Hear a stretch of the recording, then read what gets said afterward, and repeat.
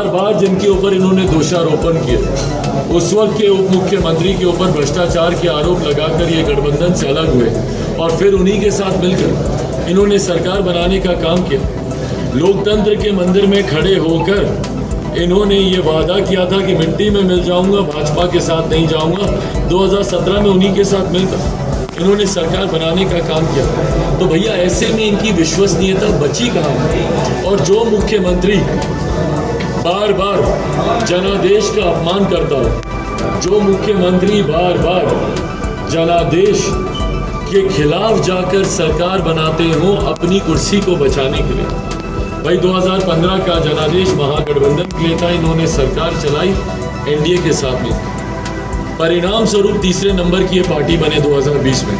जो ये चिराग मॉडल इनके पार्टी के नेता बोलते हैं, भैया क्या है चिराग मॉडल? जन भावनाओं का प्रतीक है, प्रतिबिंब है जन भावनाओं का चिराग मॉडल। उस वक्त जनता में इस बात का आक्रोश था कि भैया आपने जनादेश का आपने खिलाफत की है, महागठबंधन के लिए था, आप क्यों एनडीए के साथ चले गए 2017 में?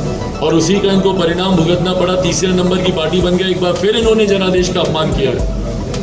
तो अगले मध्यवर्ती चुनाव आते आते तक संभवतः मुख्यमंत्री नीतीश कुमार जी की पार्टी अपना खाता भी नहीं खोल पाएगी। तो जहां एक तरफ सरकारों में अपनी अपनी व्यक्तिगत महत्वाकांक्षाओं को लेकर ये रशाकशी है, जदयू राजद भाई इन्होंने भी नो एंट्री के बोर्ड दिखाए थे, सब किए थे, पर आज अपनी व्यक्तिगत महत्वाकांक्षाओं के लिए ही दोनों दल इकट्ठे हुए हैं ना। भाई कोई बिहार में विकास के कार्य रुके हुए थे और उसके लिए ये नई सरकार बनी है, ऐसा तो हुआ नहीं है। मुख्यमंत्री जी ने खुद कहा है कि मेरी पार्टी के टूटने का डर था। तो भाई आपने अपनी पार्टी के डर से आपने ये निर्णय लिया है, बिहार के हित में लिया गया ये निर्णय नहीं है। और जो पार्टी, जो राजनीतिक दल विश्वास मत जनता का खो चुकी है, वो सदन में विश्वास मत हासिल करें, उसके कोई मान्य बचते नहीं है। भाई नेताओं का विश्वास मत लेकर आप क्या कर लेंगे जब आप जनता का विश्वास मत खो चुके हैं? और यही कारण है कि जब से ये सरकार बनी है, एक के बाद एक गलत कारणों से आपके चैनल पे ये सुर्खियां बनती है ये सरकार।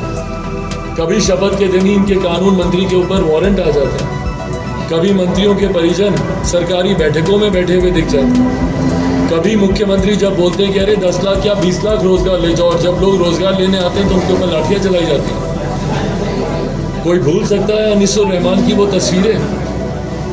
किस तरीके से, किस बर्बरता से अनीसुर रहमान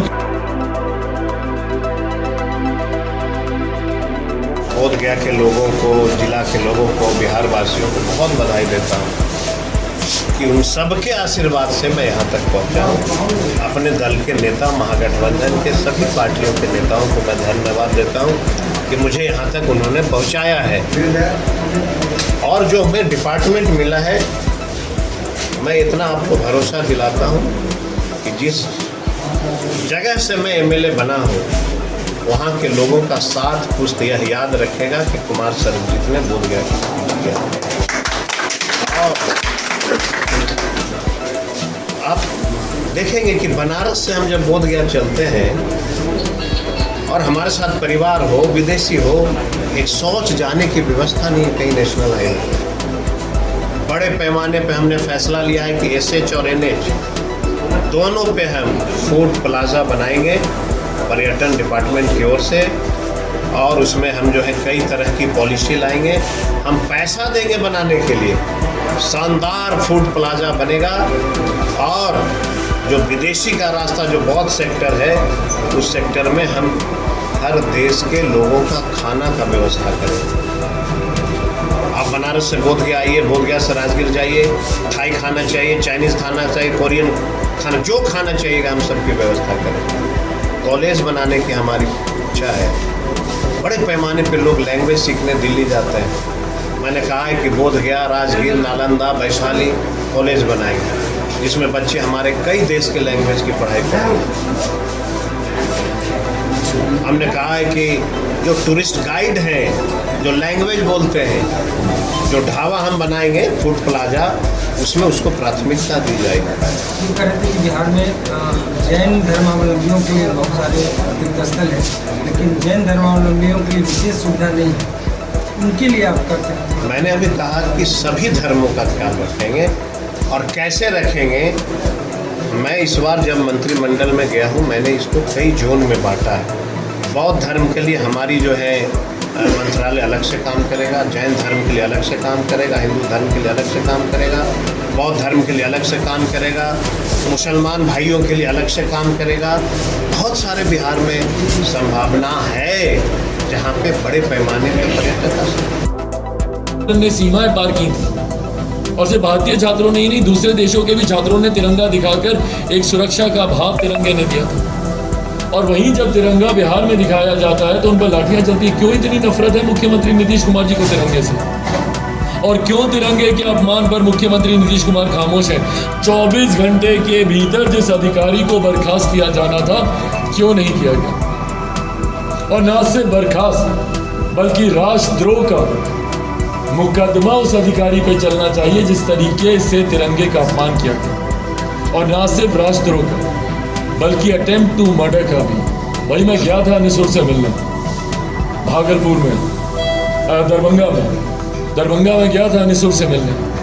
भाई किस हालात में, 1-2 लाठी आप और मारते उसका सर फूट जाता, मर जाता वो लड़का। कौन जिम्मेदार होता इसके लिए? पर कोई सरकार की तरफ से मुंह खोलने को तैयार नहीं। उस एडीएम का संरक्षण कैसे किया जाए?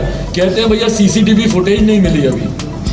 भाई प्रत्यक्ष को प्रमाण की जरूरत है। आप सबके कैमरे ने कैप्चर किया कैसे उसको बालों से घसीटा गया, जाके दे दनादन लाठियां एडीएम के द्वारा उसके ऊपर चलाई गई। और उसके ऊपर ये लोग बोलते हैं कि नहीं अभी हम लोग के पास जांच हो रही है, जांच कमेटी बैठा रहे हैं। संरक्षण देते हैं ये लोग अपराधियों को, और देती है ये सरकार अपराधियों को संरक्षण। जितनी हत्याएं हुई है, टारगेट किलिंग हमारे प्रदेश में होने लग गई है भैया। कहीं चौकीदारों को टारगेट करके मारा जा रहा है, कहीं अनुसूचित जाति जनजाति से आने वाली बच्चियों के साथ दुष्कर्म किया जा रहा है, पत्रकारों को टारगेट करके इस सरकार में मारा जा रहा है, व्यापारी वर्ग को टारगेट करके इस सरकार में मारा जा रहा है, और सरकार खामोश है। एक अपराधी मुझे बता दे किसी घटना में जिसकी गिरफ्तारी हुई हो या जिसके ऊपर सजा हुई हो। सरकार के पास फुर्सत ही नहीं है इन सब चीज़ों को लेकर। सरकार व्यस्त है भैया। कौन मंत्री बनेगा, कौन मंत्री क्या करेगा, कौन कैसे भ्रष्टाचार करेगा, 7 निश्चय में और भ्रष्टाचारियों को कैसे संरक्षण दे, जो तस्कर उत्पन्न हो गए हैं जहरीली शराब के, उन तस्करों को कैसे संरक्षण मिले, अवैध जहरीली शराब का जो निर्माण बिहार के हर एक प्रखंड में हो रहा है, उन निर्माण करने वाले लोगों को संरक्षण प्रशासन कैसे दे। और परिणाम स्वरूप अराजक माहौल प्रदेश में तैयार हो। भाई जंगल राज मुख्यमंत्री बोलते थे, ये तो डबल जंगल राज चल रहा है भैया। ये कौन से कम दोषी हैं अगर ये दूसरे को जंगल राज गिनाते हैं? आज की तारीख में बता दीजिए भैया, कौन सी नई सरकार बनी है बिहार में? पिछले 30 सालों से इन्हीं लोगों की सरकार है जो आज सरकार में 32 सालों से। जब इन 32 सालों में ये लोग कुछ नहीं कर पाए, आज ये लोग बिहार के विकास की बात करते। आज ये लोग बोलेंगे कि भैया आप देखिए कि हम लोग आने वाले, थोड़ा समय दे दीजिए। भाई थोड़ा समय क्या दे दीजिए, 30 साल आपको दे दिया गया। हम मुसलमान भाई हूँ, मेरी इच्छा है कि पटना के तर्ज पे गया जिला में भी एक हज भवन बनेगा, चूँकि अंतर्राष्ट्रीय पर्यटक स्थल है। यहाँ भी हज भवन बनाने की हम कोशिश करेंगे। तो बहुत सारी पॉलिसियाँ हैं, अभी तो 4 दिन हुआ है, पॉलिसियाँ हम लाएंगे और ला करके अच्छा काम करेंगे। ये मैं सभी पत्रकार भाइयों को विश्वास दिलाता हूँ, आश्वस्त करता हूँ। और भैया होती है शिकायत पत्रकारों से, क्यों? क्योंकि आप लोग सही चीज़ें दिखाते हैं। अगर आप दिखाते हैं कि इनके मंत्री अपने परिजनों के साथ सरकारी बैठक करते हैं तो क्या गलत आप लोग दिखा रहे हैं? अगर इनके कानून मंत्री के ऊपर वारंट निकला है, दिन भर अगर वो न्यूज़ चैनल में चलता है तो क्या गलत है भैया? एक ऐसा मंत्री जो दागी, और कितने दागी मंत्रियों को इन्होंने जगह दी है, अगर मीडिया के चैनल दिखाते हैं तो क्या गलत दिखाते हैं ये? और उसके बाद मीडिया से अपनी भड़ास निकालने का ये तरीका, भाई सही मायनों में लोकतंत्र की हत्या तो इसे कहते हैं। लोकतंत्र का चौथा, इनको चिंता अपने नेताओं की तुरंत हो जाती है जब उनके ऊपर सीबीआई ईडी की रेड पड़ती है। तमाम लोग इकट्ठे होकर आ जाते हैं उनके संरक्षण में। अरे भाई वो नेता लोग हैं, सक्षम हैं अपना संरक्षण करने को, सामर्थ्य है अपना संरक्षण करने को। आप संरक्षण कीजिए बिहारियों का, उन युवाओं का जो सड़क पे लाठियां खाते हैं। आपको संरक्षण करना है तो पत्रकारिता का संरक्षण कीजिए, ताकि बेखौफ होके पत्रकार अपनी बातों को जनता तक पहुंचाने का काम कर सके। जो पत्रकारों की हत्या हो रही है उनके परिवार में सुरक्षा का भाव दीजिए। कल को पत्रकार घर से बाहर नहीं निकलेगा अगर आप ये प्रमाण नहीं देंगे कि भैया आपके जाने के बाद आपके परिवार को देखने वाला कोई है। एक के बाद एक घटनाएं पत्रकारों के साथ हो रही हैं और उस पर जाकर परिवार के साथ अपनी संवेदनाएं व्यक्त करना तो दूर, पत्रकारिता के ऊपर आरोप लगाया जाता है कि भैया शराबी हैं और नहीं मिलती शराब, इसलिए इस तरीके की बातें हो रही हैं। इससे ज़्यादा शर्मनाक, निंदनीय और कोई बात नहीं हो सकती। चिराग जी ये कह रहे थे राजनीति को उथल-पुथल पर क्या कहते हैं? हाँ, झारखंड की राजनीति, झारखंड अभी मैं जा ही रहा हूँ थोड़ी देर में। जवाहर झारखंड, आपके हिसाब से जो भी परिस्थितियाँ होंगी, कितने दिन तक बिहार में सरकार चल सकती है आपके हिसाब से, जो आपके संभावना लग रहा है? देखिए, मैं आप लोगों की भाषा में कहूँ तो एक राजनीतिक मौसम वैज्ञानिक का सुपुत्र हूँ। मैंने इससे पहले भी इस बात को कहा था कि मुख्यमंत्री बहुत जल्द एनडीए गठबंधन छोड़कर महागठबंधन में जाएंगे। ये बात सही हो। मैं पुनः इस बात को कहता हूँ कि बहुत जल्द बिहार में ये सरकार भी गिरेगी।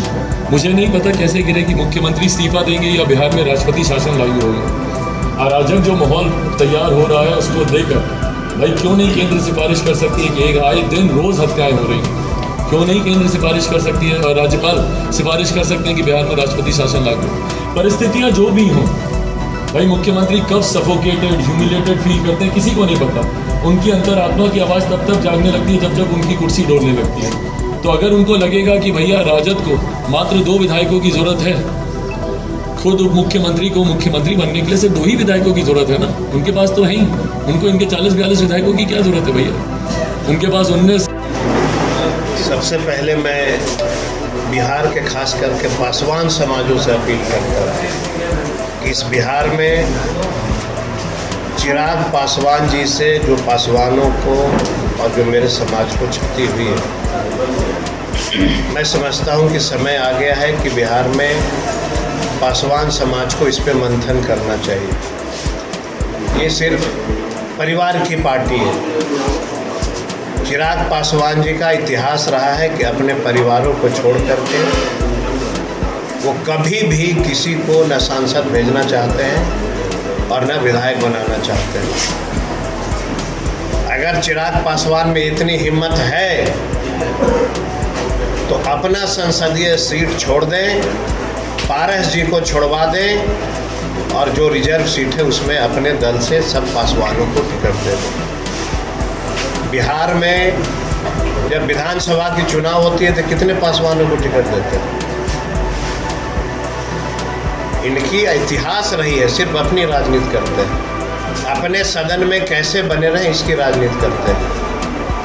टोला सेवक की बहाली हुई, विकास मित्र की बहाली हुई, इनकी लड़ाई के चलते 42,000 नौकरियों से पासवान जाति वंचित रहे। 42 से 44,000 बहालियाँ हुई। इनके चलते बिहार में दलित और महादलित बटा था, जिसमें पासवान समाज को भारी क्षति हुई। राजनीति में ये सबको जो है सदन पहुंचने नहीं देना चाहते हैं, इच्छा है इनके मन में। सरकार किसके गिरेगी उसकी वो चिंता न करें। जो व्यक्ति रामविलास पासवान ऐसे महान पुरुष जो अपने राजनीतिक जीवन में आरएसएस को जब तक वह जीवित रहे उन्होंने कहा कि आरएसएस आतंकवादी है, बैन होना चाहिए। उनका स्टेटमेंट निकाल लीजिए सर लोकसभा से, कोई चैनल को मैं चुनौती देता हूं कि वो निकाल ले। आजीवन रामविलास पासवान जी ने कहा था कि आरएसएस जो है आतंकवादी है। ये उन्होंने कहा था, मैंने नहीं कहा था और हमारे किसी लोग ने नहीं कहा था। और कितनी बेइज्जती चाहते हैं रामविलास पासवान, कहते चिराग पासवान के रामविलास जी के क्वार्टर को खाली कराया गया। रामविलास जी की मूर्तियों को पैरे तले कुचली गई, उसके बावजूद भी चिराग पासवान उस दल का राम भक्त हनुमान बन रहे। वैसे दल में नैतिकता के आधार पर उनको इस्तीफा देना चाहिए। जो व्यक्ति अपने पिता की मूर्ति को कुचल देने, बर्बरता से अनीसुर रहमान के ऊपर लाठियां चलाई गई थी। एक युवा बिहार का जो भर्ती के लिए अपनी जायज़ मांग को लेकर शांतिपूर्वक तरीके से आंदोलन कर रहा था। भाई क्या गलत बात कर रहा था, वो अपने अधिकार की ही लड़ाई लड़ रहा था ना। आप लोगों ने वैकेंसीज निकाली क्योंकि शिक्षकों की ज़रूरत है बिहार में और लाखों की संख्या में ये ज़रूरत है। तो भैया जब ज़रूरत है तो आप बहाली क्यों नहीं कर रहे? सीटेड बीटेड के जितने भी अभ्यर्थी हैं वो आज सड़क पर हैं। क्यों है भैया? आपने वैकेंसी निकाली और सालों से सिलेक्शन होने के बावजूद आज कर रहे हैं, कल कर रहे हैं, अब निकालेंगे, अगले महीने निकालेंगे। क्यों इस बात को लटकाया जा रहा है भैया? क्या कोई बैकडोर से, क्या कोई भ्रष्टाचार की योजना तैयार की जा रही है इनकी नियुक्तियों को लेकर, इनकी भर्तियों को लेकर? 7वें चरण की भर्ती अभी तक सरकार ने क्यों नहीं निकाली? सरकार जवाब दे और निकाले तत्काल प्रभाव से ये मांग लोक जनशक्ति पार्टी रामविलास करती है। भाई आप लोगों ने शिक्षक से लेकर छात्रों तक का बुरा हाल कर रखा है। मगध विश्वविद्यालय गए थे अभी 15-20 दिन पहले, जब हम पिछली बार हम आए थे, वहां पर छात्र धरने पर बैठे हुए। भैया समय पर आप कोर्स पूरा नहीं करते। 3 साल का कोर्स 5-5, 6-6 साल तक चलता है। क्या अराजक माहौल है भैया।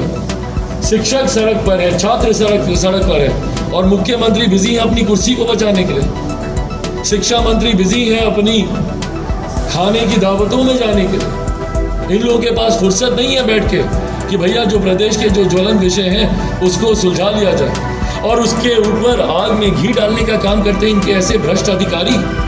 एडीएम पटना की किस बर्बरता से तिरंगे पर और अनिसुर रहमान के ऊपर लाठियां चलाई इनके अधिकारी ने। भाई वो तिरंगा दिखा रहा था, ये वही तिरंगा है जिसको दिखाकर यूक्रेन में रह रहे भारतीय छात्र ने सीमाएं पार की थी।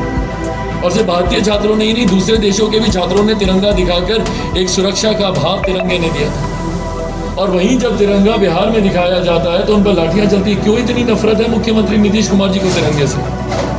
और क्यों तिरंगे के अपमान पर मुख्यमंत्री नीतीश कुमार खामोश है? 24 घंटे के भीतर जिस अधिकारी को बर्खास्त किया जाना था, क्यों नहीं किया गया?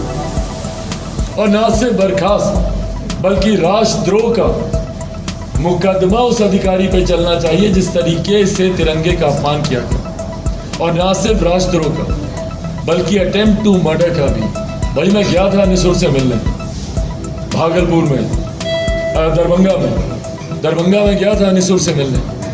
भाई किस हालात काम कर रहा हूँ। सभी जाति धर्मों के लिए हम काम करेंगे, चाहे वह किसी भी धर्म का लोग क्यों नहीं हो, हिंदू हो, मुसलमान हो, सिख हो, ईसाई हो, बौद्ध हो, सबके लिए हम काम करेंगे। एक जाति से कोई राजनीति नहीं होती है। मुझे तो दुख इस बात का है कि जो पूरे देश के दलित के नेता थे, उनके मूर्तियों को कुचली गई, उसका बेटा आज उसी के दल में मिठाई खा रहा है, जश्न मना रहा है। पता नहीं कौन सा संस्कार उसको मिला है। ये विधानसभा चुनाव में चिराग पासवान जी का जनाधार क्या स्थिति है? चिराग पासवान क्या करेंगे नहीं करेंगे, मैं आज भविष्यवाणी कर देता। अगला जो चुनाव होगा, चिराग पासवान सांसद बनने के लिए भाजपा के साथ लड़ेंगे और दलित का बेटा कोई नेता बन के ना उभरे, इसलिए पूरे बिहार में दलितों को वो पासवान जाति को अकेले लड़ाएंगे। ये साजिश है, ये साजिश के तहत वो काम करते हैं। उनके मन में एक ही चीज़ रहता है कि मैं सांसद बन जाऊं, उसके बाद कोई भी दलित का बेटा सदन का चेहरा ना देख सके। अकेला चना भाड़ नहीं फोड़ता। अगर आप में इतनी है हिम्मत तो किसी दल के साथ समझौता करके लड़िए ना। कोई तो गरीब का बेटा सदन पहुंचेगा। ये मैं चुनौती देता हूं उनको कि वो हमें न सिखाएं। कहाँ पहुंचा दिया पूरे बिहार में। मैं धन्यवाद देता हूं माननीय मुख्यमंत्री जी को, तेजस्वी जी को। कहा हमसे कि दलित का बेटा को भी बराबर का अधिकार मिलेगा। सब अधिकारी सेंटिंग पोस्ट में थे। कौन दोषी है? आपके व्यवहार से सब पासवान जाति के अधिकारी सब जो हैं सेंटिंग पोस्ट में थे। कहा माननीय मुख्यमंत्री जी ने, तेजस्वी जी ने कि दलित समाज के जितने अधिकारी हैं, किसी भी वर्ग के अधिकारी हैं, अब उनको जो है बराबर का हक मिलेगा, सब अच्छे काम करेंगे। यही हमारे दल की जो है खूबसूरती है। हम A to Z की पार्टी, हम सबके लिए बात करते हैं, हम किसी एक समाज की बात नहीं करते। जितना मेरे लिए प्यारा भूमियार जाति है, राजपूत हैं, सभी जाति के लोग हैं, यादव हैं, दलित हैं, अकलियत के लोग हैं। इतनी दुख की बात है कि रामविलास पासवान जी अकलियतों की भी बात किया करते थे। आज उनका बेटा अकलियत के दाल पे तमाचा मार के भाजपा के गोद में बैठा है। रिजर्वेशन समाप्त हो गई। क्या काम कर रहे हैं आप दलितों के लिए? आपने कभी प्रधानमंत्री को कहा कि कि दलितों को रिजर्वेशन समाप्त हो रहा है, रेलवे में आरक्षण होना चाहिए, प्राइवेट कंपनी को दे रहे हैं, सारी चीज़ को जो है बेचा जा रहा है। तो हमारा जो रिजर्वेशन था, गवर्नमेंट का जो नॉर्म्स था, वो कैसे पूरा होगा, इस पर वो चर्चा नहीं करते, सिर्फ चर्चा। उसके बाद उनको नीतीश जी की भी जरूरत नहीं है। तो जैसे ही उनकी कुर्सी डोलने लगेगी, मुख्यमंत्री फिर अलग होंगे, उनके अंदर आत्मा की आवाज़ उनकी जागने लगेगी। तो बहरहाल परिस्थिति जो भी हो, मैं इतना ज़रूर मान के चलता हूँ कि अगले 6 से जो आपका प्रश्न है, 6 से 8 महीने में मुझे लगता है बिहार चुनाव की ओर अग्रसर हो। नहीं, ये बोल रहा था पिछले चुनाव में जो यहाँ की समीकरण थी भाजपा और जदयू, इस चुनाव में ये लोग महागठबंधन के साथ हैं। उस परिस्थिति में आपकी पार्टी अपने आप को कहाँ देख रही है, जनाधार के आधार पे? भाई, मैं बार बार मुझसे सवाल पूछा जाता है कि आप लोग किससे गठबंधन कर रहे हैं, आप लोग किसके साथ गठबंधन में जाएंगे। मेरा गठबंधन से बिहार की जनता के साथ है, और जिसका गठबंधन जनता के साथ हो गया उसको किसी और गठबंधन की ज़रूरत नहीं है। और आज की तारीख में भैया बिहार में तो कम से कम गठबंधनों के कोई मायने नहीं बचे। ये जनता को छलावा देते हैं ये गठबंधन, क्योंकि आप लड़ते एक गठबंधन के साथ हैं और आप सरकार चलाते दूसरे गठबंधन के साथ हैं। तो भैया जब आपको मनमर्जी करनी है तो क्या फ़र्क पड़ता है आप किस गठबंधन के साथ आप जाते हैं नहीं जाते हैं। आप आज इनके साथ मिलकर चुनाव लड़ लीजिए अपना समीकरण पूरा करने के लिए, कल को तो भैया चुनाव के बाद आपको जिसके साथ मन करेगा उसी के साथ में आप सरकार चलाएंगे। तो बिहार में गठबंधनों के कम से कम कोई मायने बचे नहीं। इसीलिए मैं भी ना आतुर हूँ, ना मुझे कोई फ़र्क पड़ता है कि मैं अभी किस गठबंधन में हूँ नहीं हूँ। मैं बिहारियों के साथ हूँ। चुनाव के वक्त ये निर्णय लिया जाएगा कि लोक जनशक्ति पार्टी रामविलास किस गठबंधन में है। कल रात को समस्तीपुर में स्वर्ण व्यवसायी क्या स्थिति आपके अनुसार बिहार में है? भाई, कल पटना में भी एक ऐसी ही घटना घटी है। एक पति पत्नी की जिस तरीके से वहाँ पर हत्या कर दी गई, यही मैं बोल रहा हूँ भाई, आए दिन हत्याएं। आज की तारीख में सड़क पे चल रहे लोगों में कोई सुरक्षा का भाव बचा ही नहीं है। कब कहाँ से कौन आकर आपको गोली मार देगा। और मैंने कहा ना कि ये हर एक वर्ग में व्यापारियों को टारगेट किया जा रहा है, उनके वर्ग के हिसाब से चौकीदारों को टारगेट किया जा रहा है, उनकी जाति के आधार पर। छोटी छोटी बच्चियों को टारगेट किया जा रहा है महिला होने की जमात के आधार पर। तो कोई जाति, कोई वर्ग, कोई जमात ऐसी नहीं है जिसके ऊपर टारगेट किलिंग नहीं हो रही हो। और सबसे बड़ी दुख की बात, आप वहाँ पे चले जाइए, अपराधी बेखौफ घूम रहे हैं। किसी भी अपराध में चले जाइए तो जो विक्टिम है वो बोलते हैं भैया खुलेआम घूम रहे हैं। आज भी आके हमको धमकी देके गया, और प्रशासन गिरफ्तार करना तो दूर, परिवार को सुरक्षा तक नहीं देता। यही अराजक माहौल की मैं बात कर रहा हूँ। और ये मान कर चलिए, और ये बिहार की जनता मान कर चले कि जब तक मुख्यमंत्री नीतीश कुमार प्रदेश के मुख्यमंत्री हैं, बिहार में ये अराजक माहौल रहेगा ही रहेगा। ये अब सिंगल से पिता की मूर्ति कुचली गई, और जिस दल के लोगों ने कुचला उसी दल में वो जश्न मना रहे, उसी गठबंधन में वो जश्न मना रहे। अगर दलितों के उत्थान की चिंता उनमें है तो नैतिकता के आधार पर उनको भाजपा का साथ छोड़ देना चाहिए। हमें ही उनसे आग्रह करते हैं। और उन्होंने प्रतिक्रिया देते हुए कहा कि पिताजी